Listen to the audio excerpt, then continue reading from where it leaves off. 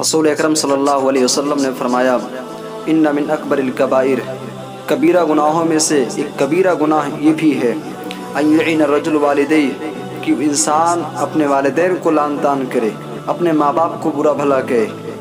کہا گیا کہ اللہ کے رسول صلی اللہ علیہ وسلم وَكَيْفَ يُلْعِنُ الرَّجُلُ وَالِدَيْهِ، کوئی انسان اپنے ماں باپ کو، اپنے والدین کو لعن طعن بھلا کیسے کر سکتا ہے؟ آپ نے فرمایا یسب الرجل ابا الرجل، ایک انسان دوسرے کے باپ کو گالی دیتا ہے، دوسرے کے باپ کو سب و شتم کرتا ہے، دوسرے کے باپ کو برا بھلا کہتا ہے، فَيَسُبُّ أَبَاهُ وَيَسُبُّ أُمَّهُ، تو وہ جواباً اس کے ماں باپ کو، اس کے والدین کو برا بھلا کہتا ہے، اس کے ماں باپ کو گالی دیتا ہے، اس کے ماں باپ کو لعن طعن کرتا ہے۔ معلوم ہوا کسی کے ماں باپ کو برا بھلا کہنا، کسی کے ماں باپ کو گالی دینا، کسی کے ماں باپ کو سرزنش کرنا، گویا کہ اپنے ماں باپ کو لعن طعن کرنا ہے، اپنے والدین کو برا بھلا کہنا ہے، اور اپنے والدین کو برا بھلا کہنا نبی کریم صلی اللہ علیہ وسلم نے فرمایا کہ کبیرہ گناہ ہے۔